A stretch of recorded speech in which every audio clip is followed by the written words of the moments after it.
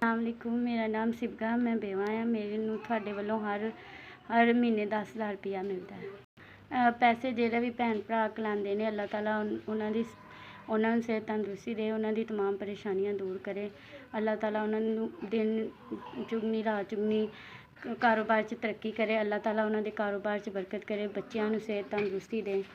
अल्लाह ताला उन्हां ने मेरे बच्चों ते मैनू हर महीने 10,000 रुपया कलांदे ने। अल्लाह ताला उन्हां दियां तमाम परेशानियां दूर करे। अल्लाह ताला उन्हां दे बच्चों नूं सेहत तंदरुस्ती दे, उन्हां नूं आला मुकाम ते पहुँचाए।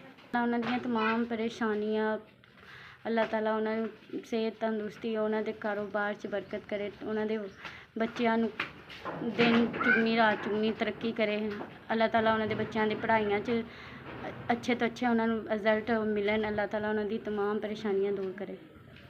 मैं तुहाडी बड़ी शुक्रगुजार हाँ, तुसीं मैनू पैसे भेजदे जे। इन्हां पैसिਆਂ नाल मेरे पता नहीं किन्ने क मामलात ने जेह्ड़े मैं हल करदी हाँ। मेरे बच्चे भी, मैं भी तुहानूं दिन रात दुआवां करदे ने।